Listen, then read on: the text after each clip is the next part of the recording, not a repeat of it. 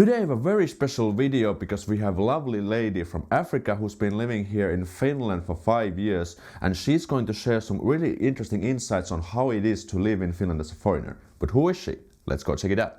What up, fantastics, welcome to another video. In case you're here for the first time, welcome. My name is Aleksi and I make fantastic videos about Finnish culture, lifestyle and language, so if you're into those kind of things, make sure to subscribe. So today's guest is Olivia Kumpula. She's a YouTuber as well, and she's been living in Finland for quite a while. But without further ado, Olivia, take it away. Hello everyone, my name is Olivia and I live in Finland.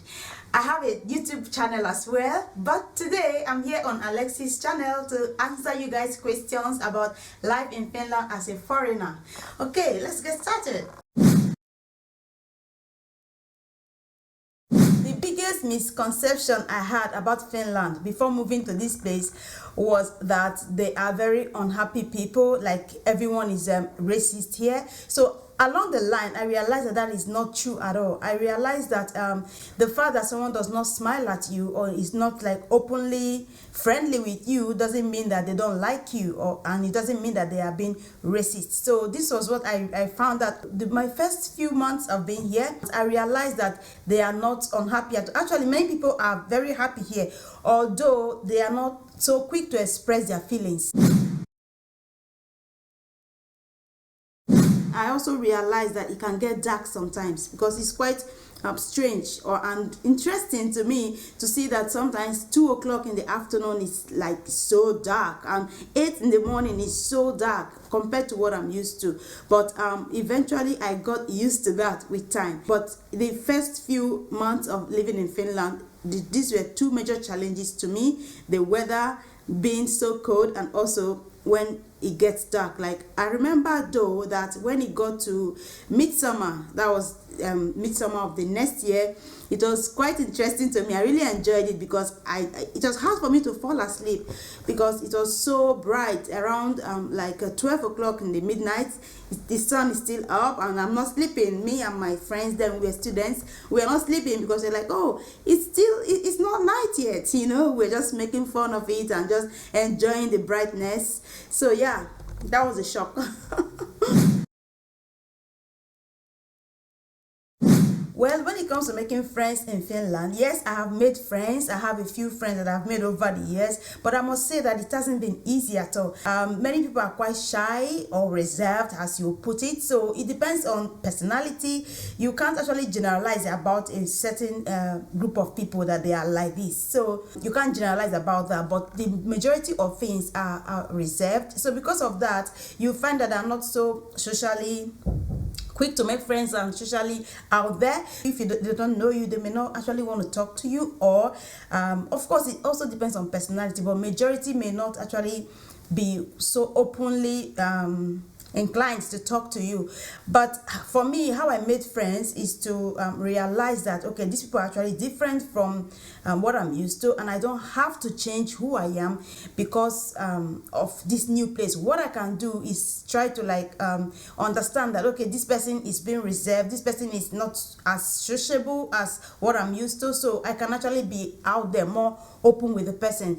I found out that if I maybe don't, like the initial, when I was making friends initially, I found out that maybe if I don't call for 1 month or 2 months, or if I don't send a text message, my friend may not even do that because they believe in this personal space, giving you time and your own privacy. So my friend may not call me or even text me, but I found out that initially I have to do that. I have to be the one to like message and say, hey, how are you? How's everything? And she is so excited that I did that. So it's like there's a wall somehow because of the nature, but eventually with time, if they get to know you and you get to know them, that wall can actually be brought down, and then you guys be friends for life, so great friends. So that's why you need to know that if you want to make friends here, you have to be like open. You don't have to treat them the way they treat you. You don't have to be reserved because someone else is reserved, except you're a reserved person. So just be yourself. If you're friendly, you're outspoken, just be that, because many things like lively people. So if you're a lively person,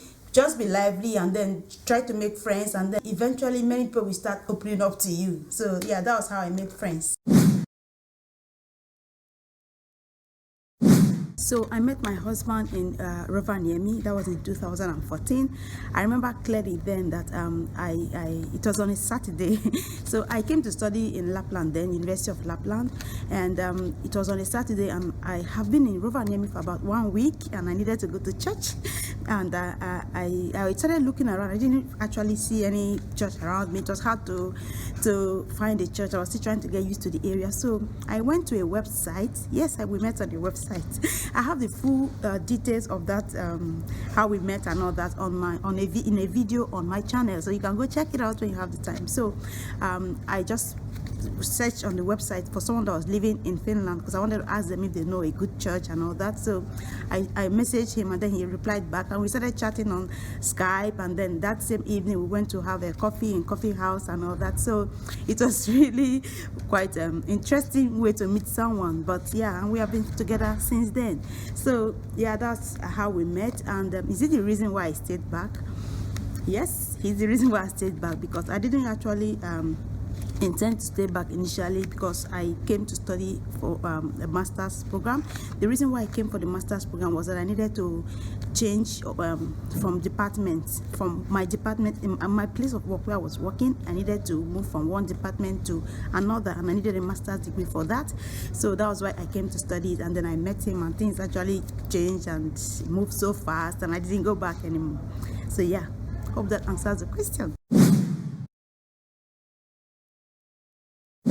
Oh yes, I do feel homesick sometimes, a lot of times. But one of the ways I deal with it is to stay connected with my family members and my friends. I do miss my mom and my dad. I'm quite close to my dad and my mom too. And I've not seen them in a long time, like over 5 years I've not seen them. So it's really hard. It's not easy at all. And then I have friends that I've not seen at all in a very long time. So one way to deal with the homesickness is to make sure that I stay connected with them. So I'm grateful for WhatsApp, and then video calls and Skype, and of course social media and all that. But sometimes the network can be really, really bad, so it's difficult to speak with them, especially from their own end. Their network there can be bad sometimes, but sometimes it's really good, and then we get to catch up. So sauna.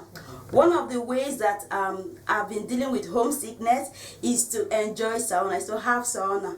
I know that it's quite challenging when you're in a new place, in a new country. Everything is different, the culture is different. You just have to find ways to like enjoy the new place you're in. For me, one way I deal with homesickness is to try to find out the things that are new here, things that are interesting, things that I'm not used to, and things that I can actually enjoy. So sauna is one of the ways that I've been dealing with homesickness, because it's something that I really, really love. I remember my first time in the sauna, it was so hot and I screamed and I ran out. That was a long time ago. But now I'm like the sauna expert. It's very relaxing and it's so, so good. So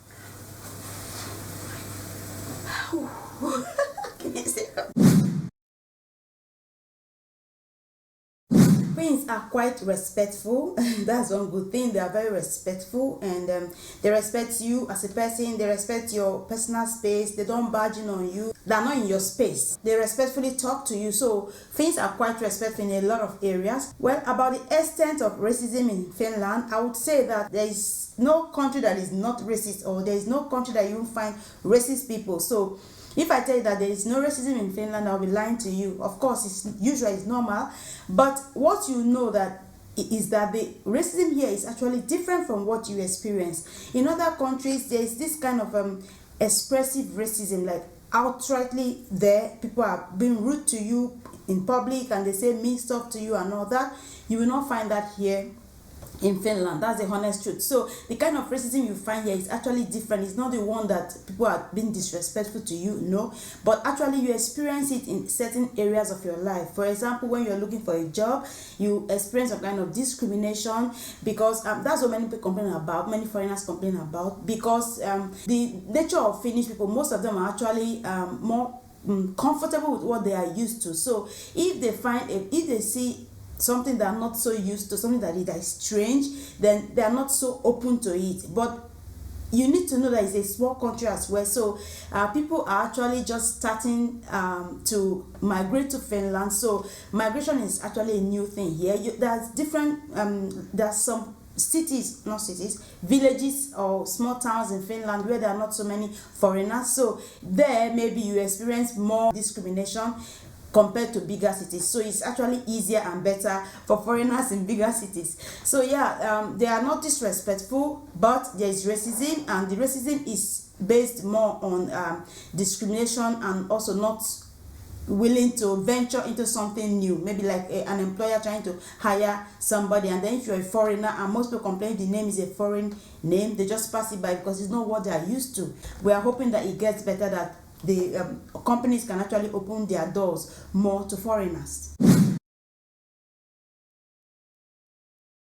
Well, with regards to African food, I know I don't bring my food all the way from Africa, but we do have some African stores here, like there are Asian stores, and also they have African food stuff there as well. So that's where most African people buy their food stuff from. The good thing about those stores is that they sell also food stuff, ethnic food stuff from other cultures as well. So no matter where you're coming from or what kind of food that you like to eat, I'm sure you find something pretty much close to what you're used to at home right there. And right now, like I went recently to buy African food, this is what we really eat. This dough, pando, yeah, is quite a common, so I found it in the African store. And also this is banga sauce, you make banga soup from it. I found it from the African store as well. So yeah, it's quite easy to find stuff there. As for traveling home, no, I haven't traveled to Nigeria in a long time now, but I hope to travel to Nigeria someday. So we are working on that, so we'll be able to travel with the whole family to see my family as well someday. So yeah. Oh yeah, it took me a long time to learn the language, and I'm still learning. What I would advise is that you just try to learn way before you come to Finland. Just start learning. If you plan to relocate to Finland or move to Finland, just try to learn, download applications and all that. Aleksi he has a lot of videos on how to learn the Finnish language, and also the websites and apps and all that. So he has tons of resources on learning the Finnish language. So definitely check all that out. So I would advise you to learn the language or start learning before you come, because it's going to help you in the long run when you want to apply for a job. Is Finnish language difficult? There's this general belief that Finnish language is difficult, and it's not a lie. It is difficult language to learn because there are lots of rules and all that. But to make it easier for you, all you have to do is just learn the rules.